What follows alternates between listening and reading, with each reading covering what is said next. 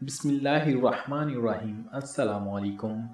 انتہائی عجیب و غریب اور عبرتناک واقعہ جس کے بارے میں بہت کم لوگ جانتے ہیں، وہ دونوں جس جگہ پر گناہ کرنے لگے تھے وہ روئے زمین کا سب سے زیادہ مقدس مقام تھا۔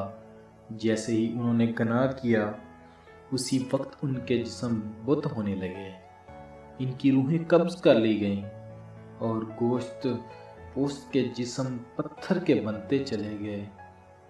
اس وقت ان کے قریب کوئی بھی نہ تھا، اس لیے جو کچھ ان پر گزری اس کے بارے میں خود انہی کے سوا کسی کو پتہ نہیں چلا تھا۔ یہ طریقہ انتہائی عجیب و غریب اور خوفناک ترین واقعہ تھا۔ دو زندہ انسان جن میں سے ایک مرد تھا اور دوسری عورت تھی، عذاب الہی کے تحت پتھر کے بن گئے تھے۔ کچھ دیر گزری تو ادھر سے کسی کا گزر ہوا، اس نے ان کو دیکھا اور پہچان لیا۔ یہ بھی معلوم ہو گیا کہ انہوں نے اس مقدس و متبرک ترین مقام پر کیسا گناہونا کام کیا تھا جس کی فوری طور پر پکڑ ہو گئی تھی۔ لوگوں کا مارے غصے اور دکھ کے انتہائی برا حال ہو گیا۔ ان دونوں پتھر کے بتوں کو نشان عبرت بنانے کے لیے اس زمانے کے اہل علم اور نیک لوگوں نے ان کو اس مقدس مقام سے کچھ دور اسی علاقے میں ایک دوسرے سے کافی لمبے فاصلے پر آمنے سامنے نصب کر دیا۔ اس مقدس مقام پر عبادت کے لیے آنے والوں کے لیے لازم قرار دیا گیا کہ ان دونوں کے بتوں کو جوتے مارتے ہوئے گزرا جائے، تاکہ دیکھنے والوں کے ذہنوں میں ان کا کیا ہوا گناہ تازہ رہے اور وہ اس واقعہ سے عبرت حاصل کرتے رہیں۔ اب جو بھی اس مقدس مقام پر آتا وہ ان کو جوتے مارتے ہوئے گزرنے لگا۔ وقت گزرتا رہا، 100-150 سال تک یہی سلسلہ چلتا رہا۔ اس کے بعد کچھ وقت گزرا تو نئی آنے والی نسلوں نے آہستہ آہستہ ان بتوں کو جوتوں سے مارنا چھوڑ دیا۔ شیطان نے ان کے ذہن میں یہ بات ڈالی کہ کیونکہ یہ عبادت کا حصہ نہیں، لہٰذا ان بتوں کو جوتوں سے مارنا ضروری نہیں، بلکہ اس کے بجائے ان کو علامتی طور پر تھپڑ مار کر گزارا جائے، جس سے ان سے نفرت کا اظہار بھی ہوتا رہے گا اور ان کے کیے ہوئے گناہ کا خیال بھی لوگوں کے ذہنوں میں موجود رہے گا۔ گزرتے وقت کے ساتھ ساتھ یہ تھپڑ بھی ہلکی سی چپت میں تبدیل ہونے لگا اور پھر بالکل علامتی طور پر آہستہ آہستہ سے ان بتوں کو چھو کر گزرنے کا سلسلہ شروع ہوا۔ شیطان نے ایک بار پھر ورگلایا۔ اب لوگوں ان بتوں کو اس نیت سے چھوتے کہ وہ ان سے نفرت کرتے ہوئے تھپڑ مار رہے ہیں، لیکن ساتھ ہی دعا اپنی حاجات کے لیے بھی دعا مانگنے لگے تھے۔ شیطان نے ان کے ذہن میں بٹھا دیا کہ اگر تم ان بتوں کو نفرت سے چھوتے وقت دعا مانگو گے تو تمہاری دعائیں جلدی قبول ہوں گی۔ یہاں شیطان کی شرارتیں دیکھ لیجئے کیسے آہستہ آہستہ ذہنوں کو تبدیل کرتا ہے۔ جب لوگوں کی حاجات پوری ہو جاتی تو شیطان ان کو سمجھاتا کہ یہ حاجت اس وجہ سے پوری ہوئی کہ تم نے بت کو چھو کر دعا کی ہے۔ وقت گزرنے کے ساتھ ساتھ آنے والی نسلوں کی سوچ بدلتی چلی گئی اور وہ اب ان بتوں کو چھو کر دعا ضرور مانگتے تھے، لیکن ان کے انداز میں ان بتوں کے لیے عقیدت اور احترام آنے لگا تھا۔ اور پھر وہ وقت بھی جلد آ گیا جب ایک بدبخت نے اس بت کے سامنے اس کی باقاعدہ مناجات کی اور اسی سے دعا مانگنے لگا۔ جوتے مارنے سے شروع ہونے والی داستان تھپڑ مارنے، علامتی طور پر چھونے، عقیدت سے چھونے سے ہوتی ہوئی باقاعدہ عبادت تک چلی گئی۔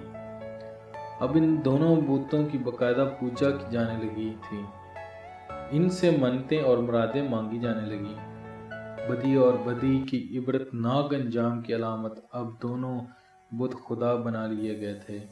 ایک وقت آیا کہ ان بتوں کی سجدے کیے جانے لگے، ان کے سامنے قربانی کی جانے لگی اور ان کا شمار بڑے بتوں میں کیا جانے لگا۔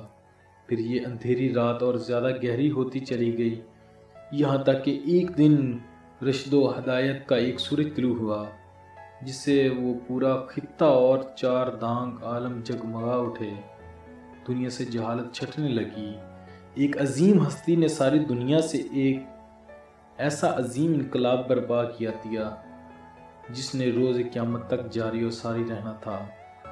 ایک دن عرب کا وہ بادشاہ جو غریبوں کا والی اور بیکسوں کا سہارا تھا، فاتح بن کر اس مقدس زمین پر آ پہنچا۔ ان کی ایک نگاہ سے بت اور بت پرست ٹوٹ کر بکھرنے لگے۔ لوگ توبہ تائب ہو کر بتوں سے دور ہونے لگے۔ سب کو اپنے سچے خالق و مالک کی پہچان ہونے لگی۔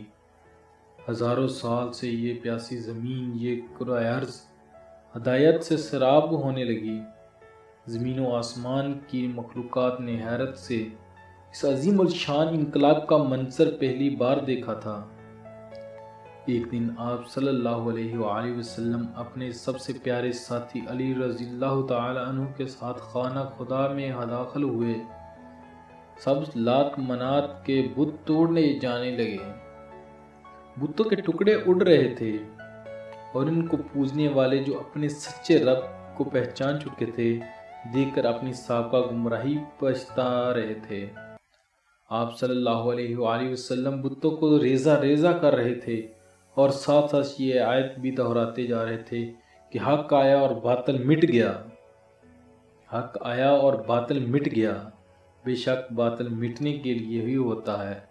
اس کے بعد آپ صلی اللہ علیہ وسلم ان دونوں انسانی بتوں کی جانب متوجہ ہوئے، جنہیں کئی سو سال پہلے ایک گناہ کی پکڑ میں پتھر کا بنا کر نمونہ عبرت بنا دیا گیا تھا۔ مرد کا بت صفا کے مقام پر نصب تھا اور عورت کا بت مروہ کے مقام پر۔ آپ صلی اللہ علیہ وآلہ وسلم نے ان کو بھی ٹکڑے ٹکڑے کر کے اٹھا کر خانہ خدا کی حدود سے باہر پھینک دیا۔ یہ عورت مرد کون تھی؟ اس کے لیے ہمیں طریق کے اورات کو پیچھے الٹنا پڑے گا۔ اس کے لیے ہمیں اس زمانے میں جانا ہوگا جب حضرت اسماعیل علیہ السلام اور ان کے والدہ حضرت بی بی ہاجرہ علیہ السلام زمزم کے چشمے کے قریب زندگی کے دن بسر کر رہے تھے۔ اس دور میں عرب کی زمین پر پینے والے پانی کا ملنا ایک انتہائی ناممکن سی بات۔ صحرا اور خشک پہاڑیوں کی اس زمین پر پانی کی ایک ایک بوند کا ملنا محال تھا۔ عرب کے قبائل میٹھے پانی کے چشموں اور کنوؤں کی تلاش میں صحراؤں اور وادیوں میں مارے پھرتے تھے۔ یہ معجزانہ چشمہ جو ننھے اسماعیل علیہ السلام کی ایڑیاں رگڑنے سے معجزاتی طور پر اللہ کی طرف سے پیدا کیا گیا تھا، اس بے آب و گیا علاقے میں دنیا کی سب سے بڑی نعمت سے کم نہیں تھا، اور ایک قبیلہ جو بنی جرہم کے نام سے تاریخ میں مشہور ہوا، وہ بھی میٹھے پانی کی تلاش میں صحراؤں کی خاک چھان رہا تھا۔ انہوں نے جب دور سے پرندوں کو اڑتے دیکھا تو ان کی حیرانگی ہوئی، کیونکہ صحرا میں پرندوں کا پائے جانا پانی کی علامت تھا۔ چنانچہ وہ سارا قبیلہ اسی جانب چل پڑا۔ انہوں نے جب ایک خاتون اور چھوٹے سے بچے کو اس ٹھنڈے میٹھے پانی کے چشمے قریب دیکھا تو وہ بہت حیران بھی ہوئے، اور اس علاقے میں جہاں پانی کے نام و نشان تک نہیں تھا، اللہ کی قدرت سے ایک چشمے کو رواں دیکھ کر بے حد حیران ہوئے۔ انہوں نے حضرت بی بی ہاجرہ علیہ السلام سے اس چشمے کے قریب رہائش اختیار کرنے کی اجازت مانگی۔ حضرت ہاجرہ علیہ السلام نے ان کو اجازت دے دی اور ساتھ میں یہ بھی کہا کہ اس چشمے کا پانی ضرور استعمال کرو، لیکن یہ اللہ کی امانت ہے، اس پر کسی کا بھی کوئی مالکانہ حق نہیں ہوگا۔ قبیلے والوں نے اس شرط کو قبول کر لیا اور یہاں پر ہی آباد ہو گئے۔ جب وقت گزرنے لگا، جب حضرت اسماعیل علیہ السلام تو بی بی ہاجرہ علیہ السلام نے نوجوان اسماعیل کی شادی اس قبیلے جرہم کی ایک لڑکی سے کر دی، اور یوں رفتہ رفتہ حضرت اسماعیل علیہ السلام کی اولاد خوب پھلی پھولی، اور یوں مکہ جس کا نام اصل بکہ تھا، ایک آبادی کی شکل اختیار کر گیا۔ قبیلہ جرہم والے کافی عرصہ تک تو سیدھے راستے پر رہے، لیکن پھر آہستہ آہستہ ان میں خرابی پیدا ہونی شروع ہو گئی۔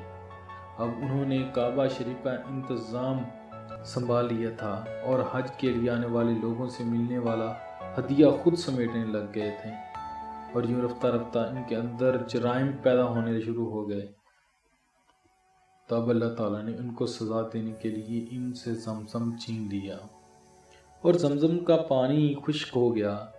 وقت گزرنے کے ساتھ ساتھ زمزم کے نشان تک مٹ گئے۔ اب کسی کو معلوم بھی نہیں تھا کہ یہاں زمزم نام کا کوئی چشمہ ہوا کرتا تھا۔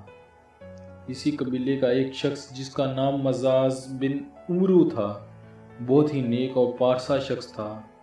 اس نے قوم کو بہت سمجھایا، ان کو بہت سے خطبے دیے، اللہ کے عذاب سے ڈرایا، لیکن ان پر کوئی اثر نہ ہوا۔ جب یہ قبیلہ اپنے برے کاموں سے باز نہ آیا تو ایک رات مزاز نے سوچا کہ یہ لوگ جس طرح کعبہ شریف کی ہدیوں کی صورت میں آمدن کمانے لگ گئے ہیں، کسی دن یہ حج کرنے کے لیے آنے والوں کی طرف سے چھڑائے گئے قیمتی ہدیے جن میں سونے چاندی کی کچھ اشیاء شامل تھیں وہ بھی چرا لیں گے۔ انہوں نے رات کو اپنے بیٹے کے ساتھ لیا اور کعبہ کے اندر موجود سونے کی قیمتی ہدیے اٹھائے اور جس جگہ زمزم کا چشمہ ہوا کرتا تھا اس جگہ کھدائی کر کے یہ سب قیمتی ہدیے وہاں چھپا دیے۔ اب جیسا کہ اللہ تعالیٰ کسی قوم کے بگڑنے پر اس قوم کو کسی دوسری قوم کے ہاتھوں عذاب دیتا ہے، اس قوم کو بھی عذاب دینے کا فیصلہ کر لیا گیا، اور ایک اور قبیلہ بنی خزاع کو ان پر مسلط کر دیا۔ بنی خزاع والوں نے بنی جرہم کو مار مار کر مکہ سے نکال دیا۔ ان کے قبیلے کی کثیر تعداد میں افراد کو قتل بھی کر ڈالا، اور یوں لٹے پٹے بنی جرہم یمن میں جا کر آباد ہو گئے۔ اسی زمانے میں اس قبیلے کے ہاں ایک لڑکے اور لڑکی نے جنم لیا۔ لڑکے کا نام عیسیٰ بن یلا تھا اور لڑکی کا نام نائلہ بنت زید تھا۔